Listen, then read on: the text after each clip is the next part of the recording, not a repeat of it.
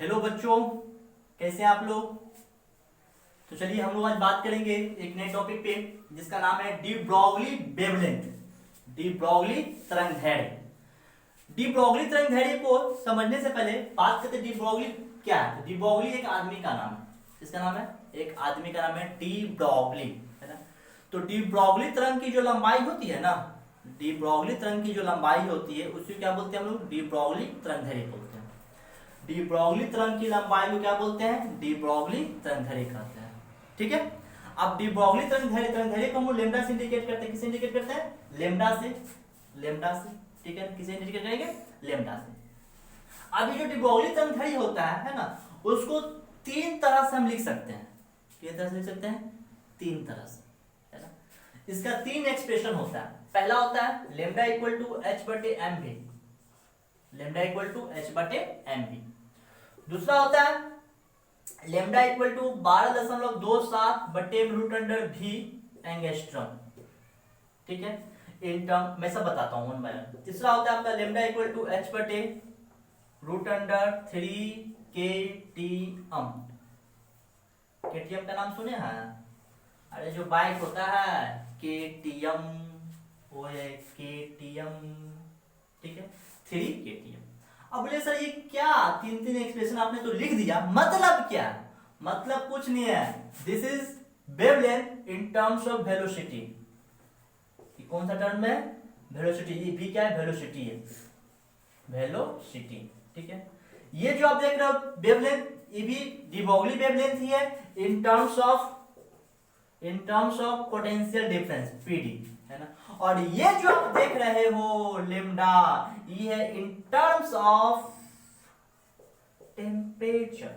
किस टर्म में, टेम्परेचर के टर्म में। तो इस प्रकार से आप देख रहे हो कि डी ब्रॉगली वेवलेंथ कितने तरह के होते हैं, तीन तरह के। इन terms of velocity, in terms of potential difference, in terms of temperature. अब इसी डी ब्रॉगली वेवलेंथ को हम लोग को निकालना है। पहले निकालेंगे हम लोग वेलोसिटी के फॉर्म में, फिर पोटेंशियल डिफरेंस के फॉर्म में, और फिर बात करेंगे केटीएम के फॉर्म में। एग्जाम में जो है 12th एग्जाम में एक बार ये क्वेश्चन आपसे पूछ चुका है ना, 12.27 रूट ओवर भी, ठीक है। तो इसको हम लोग प्रूफ करेंगे, है ना। इसका वैल्यू एक और होता है, वो मैं बाद में बताता हूँ, अभी जो एक्सप्रेशन बताऊंगा। ये तीन तरह से आप लोग को याद रखना, ठीक है।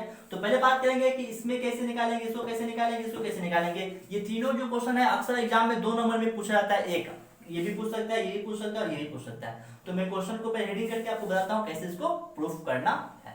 जल्दी से पहले इसको आप नोट कर लो, ये तीनों फॉर्मूला। तो हम लोग केस फर्स्ट में देखते हैं D Broglie wavelength in terms of velocity. Velocity के टर्म में हम लोग डी ब्रॉगली वेवलेंथ कैसे निकालेंगे। बेसिक कांसेप्ट आपका यही है, ये आप लोग जो है ना क्लास 11th में भी पढ़े होंगे, है ना, बिल्कुल पढ़े हैं, ठीक है।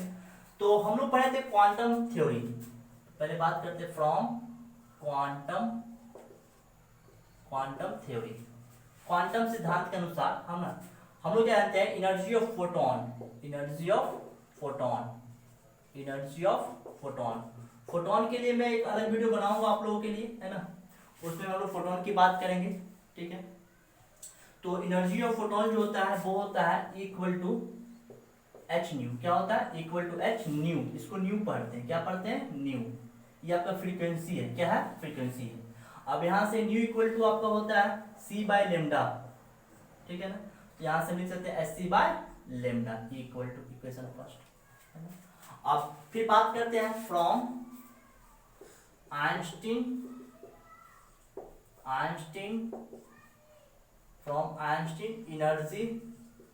एनर्जी इक्वेशन, यानी आइंस्टीन के ऊर्जा समीकरण से, है ना, एनर्जी ऑफ फोटोन, या फोटोन बोलिए चाहे पार्टिकल बोलिए, क्योंकि फोटोन भी क्या एक पार्टिकल ही है ना। और आइंस्टीन ने क्या बोला, किसी भी कण का ऊर्जा निकालने के लिए एक फॉर्मूला है इक्वल टू mc², है ना। इसको बोलते हैं आइंस्टीन का ऊर्जा समीकरण। क्या बोलते हैं, आइंस्टीन का ऊर्जा समीकरण। देखिए यहां से ये भी ऊर्जा, मतलब ऊर्जा है किसका, कण का, एस सी बाय लेमडा। ये भी क्या है, ऊर्जा है किसका, कण का, mc² आइंस्टीन के अकॉर्डिंग से। तो दोनों ऊर्जा आपस में क्या होना चाहिए, इक्वल होना चाहिए, ठीक है ना। तो यहां से अगर हमारे समीकरण 1 और 2 से, समीकरण 1 तथा 2 से, है ना, तो एस सी बाय लेमडा और mc² दोनों आपस में इक्वल होना चाहिए। कर दीजिए इक्वल। तो H C by lambda equal to M C square. तो एक सी से एक सी कैंसिल, तो यहाँ बच गया H by lambda equal to M C. Cross गुना करेंगे हम लोग, आप पहले क्रॉस गुना कर लीजिए हम लोग पहले। तो lambda into M C equal to H, ठीक है। यहाँ से लेमडा का वैल्यू अगर निकालते हैं हम लोग, ठीक है, तो ये हो जाएगा आपका एच बटे एम सी। अब ये सी क्या है, तो सी है वेलोसिटी ऑफ लाइट। क्या है, वेलोसिटी ऑफ लाइट। सी का value 3 into 10 to the power 8 metre पर सेकेंड। आप लोग को पता है पहले से, वेलोसिटी ऑफ लाइट को सी से इंडिकेट करते हैं। तो यहाँ से अगर if C equal to V, क्योंकि वी वेलोसिटी, तो लेमडा इक्वल टू क्या हो जाएगा, एच बटे एम वी। यही आपका क्या है, टर्म्स ऑफ वेलोसिटी। अगर वेवलेंथ पूछा तो एच बटे M V in terms of velocity. ये भी आपका डी ब्रॉगली वेवलेंथ ही है ना, लेकिन किस टर्म्स में, वेलोसिटी के टर्म्स में है। जल्दी से इसको नोट कीजिए।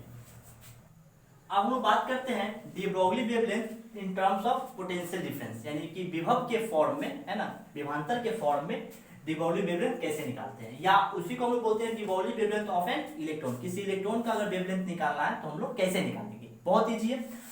आप इमेजिन कीजिए, आप क्या कीजिए, सोचिए थोड़ा सा कि अगर मान लीजिए कोई इलेक्ट्रॉन है, क्या है, कोई इलेक्ट्रॉन है ना, किसी ऑर्बिट में क्या है, कोई इलेक्ट्रॉन मूव कर रहा है, यहाँ पे कोई इलेक्ट्रॉन मूव कर रहा है। अब इसको मूव करने के लिए हम क्या करते हैं, इसको विभव देते हैं, यानी कि पोटेंशियल इसको देते हैं।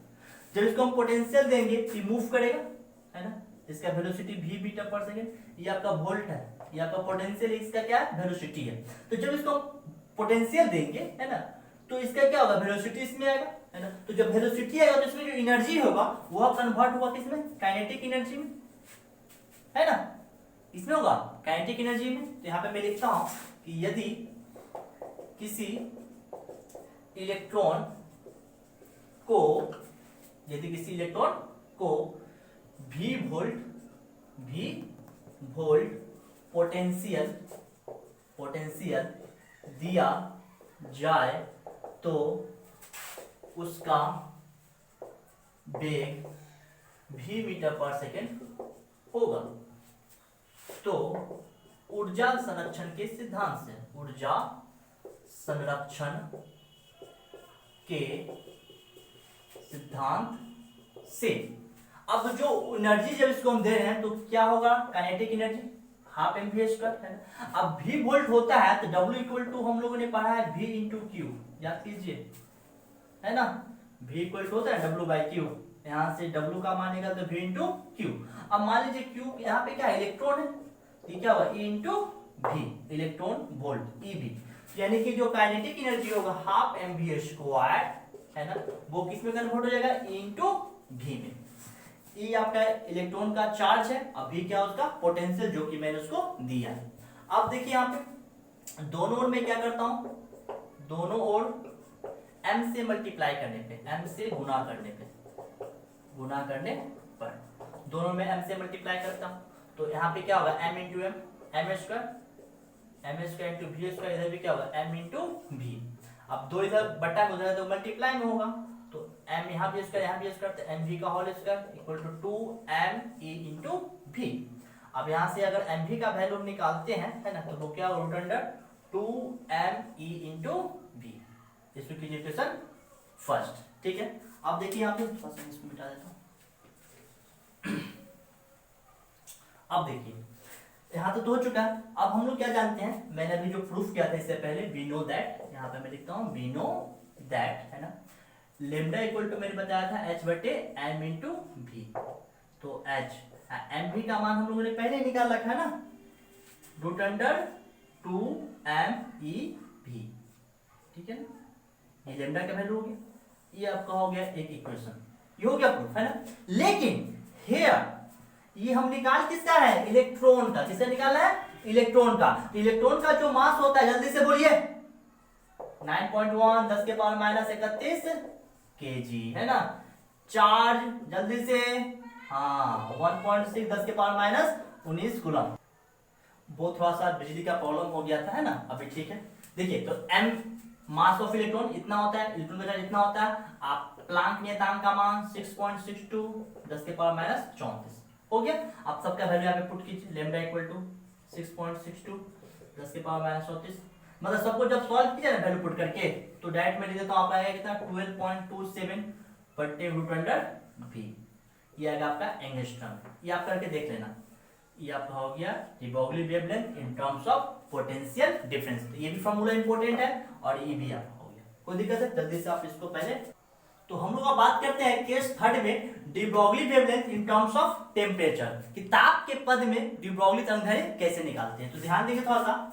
देखिए जब भी किसी पार्टिकल को, जैसे मान लीजिए कोई कण है, इसको मैं हीट एनर्जी दे रहा हूं, क्या दे रहा हूं? Heat energy. हीट एनर्जी, तो इसका जो एनर्जी होता है ना वो होता है 3/2 k into T. 3/2 k into T. इस k को बोलते हैं बोल्ट्जमान नियतांक। क्या बोलते हैं? बोल्ट्जमान कांस्टेंट, यानी कि बोल्ट्जमान नियतांक k को बोलता है। टी क्या आपका परम ताप है। ये आपको हीट में पढ़ना है। खाली अब याद रखना है कि अगर किसी पार्टिकल को हीट दे रहे हैं, हीट सप्लाई कर रहे हैं, हीट एनर्जी, तो वहां पे जो एनर्जी होता है वो क्या? 3/2 k इंटू टी।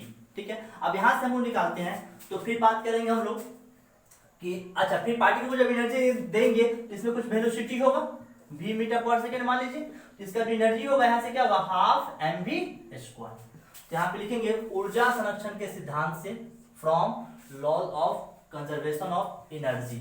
ऊर्जा संरक्षण के सिद्धांत से, ऊर्जा संरक्षण के सिद्धांत से क्या होगा? फिर वही बात, half mv² equal to 3/2 k into T हो गया।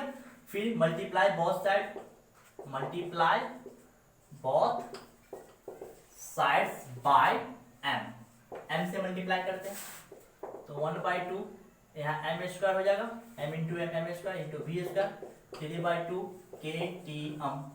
ठीक है, इस 2 से 2 को पहले काटिए। ठीक है, तो यहाँ mv का whole square equal to 3 k t m। यहाँ से mv का वैल्यू जब निकालेंगे तो स्क्वायर है उधर जाएगा तो रूट अंडर। ठीक है, इस इक्वेशन फर्स्ट। अब मैंने पहले ही बता रखा था, वी नो दैट, बहुत इजी है यार, ये सब कुछ नहीं है, बहुत इजी है। लेमडा इक्वल टू क्या होता है? h/m/v। यहाँ पे फिर पुट कर देंगे, इससे इजी कुछ हो ही नहीं सकता है। लेमडा इक्वल टू h/mv का वैल्यू मैंने पहले निकाल रखा है, root under 3 kTm। This is required equation of de Broglie wavelength in terms of temperature। ठीक है, अब देखिए यहाँ पे लेमडा का वैल्यू जब निकालेंगे तो ऐसे भी तो लिख सकते हैं, रूट ओवर टी, क्योंकि 3 भी कांस्टेंट, k भी कांस्टेंट, m भी कांस्टेंट, डिपेंड किस पे करेगा? टी पर। तो इस प्रकार से मैंने आपको कोशिश किया कि तीनों डी ब्रोगली वेवलेंथ जो है 3 टर्म्स से मैं आपको अच्छी तरह से समझा दूं। मैंने तो पूरा प्रयास किया है। अगर आपको फिर भी कोई डाउट है तो कमेंट सेक्शन में आप लिख सकते हो, है ना। और वीडियो अगर अच्छा लगा है ना, समझ में आपको अगर आ चुका है ना, तो चैनल को सब्सक्राइब कर लीजिएगा और इसे ज्यादा से ज्यादा अपने दोस्तों के बीच शेयर जरूर कीजिए। धन्यवाद।